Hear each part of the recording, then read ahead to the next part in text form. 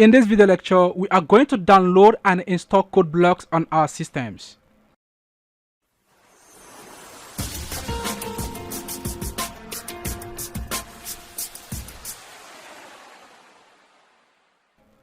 Okay, so go ahead and open up any browser of your choice: Mozilla Firefox, Google Chrome, Internet Explorer, or Microsoft Edge.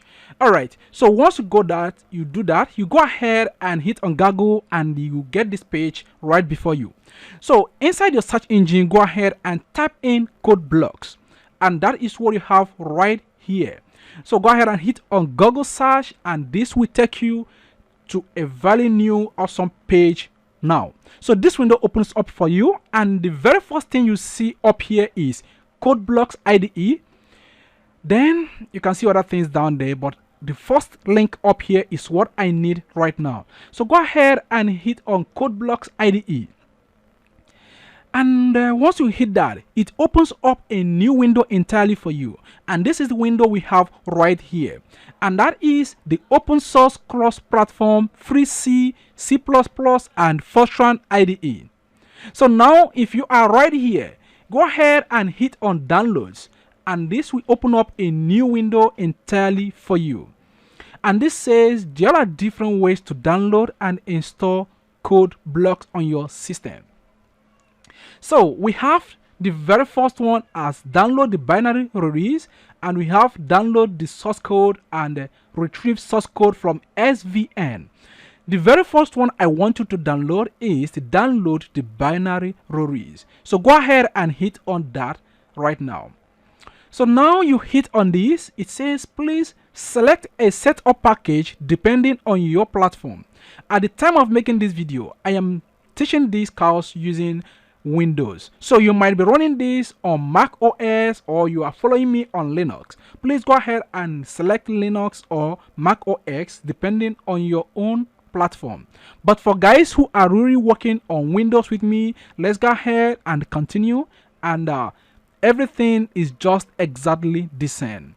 All right, so now that you are here, the very first thing you see is you have options down here. You can see that this is for Windows XP, Vista, Windows 7, Windows 8, and Windows 8.1. That is why you have 8.x and Windows 10 at the time of making this video. So Windows 10 is the available or the updated version of Windows at the moment. So maybe in future your Windows might have upgraded. Alright, so now we have different options here. We have CodeBlocks 17.12 setup.exe. I will not allow you to go ahead and download this except you already have this on your system, ming.gw.setup. So at times you might install this separately if you have this on your system already. So there is no need coming over here. You go ahead and download CodeBlocks setup.exe only. But if you are following me from the beginning and you are a beginner, you don't know anything, go ahead and join me, and we are going to select this one right here. All right, so I think I selected so many things, but this is the one I'm referring to. So this was updated on 30th December 2017, and for you to download this, you can go ahead and read all this. Okay, go ahead and read all this in case you want to read that. But if you want to download this, go ahead and hit on sourceforge.net and hit on this sourceforge.net. Oh, that is like tongue twisting. So now this is what you have, and this is the official page of SourceForge for the download of CodeBlocks on our systems. Okay, so that is our CodeBlocks right here. It's under the downloads folder. So you can go ahead and double click on this. Let's go ahead and install that immediately, because we don't need to keep wasting time, as we need to dive into this course and kick off immediately.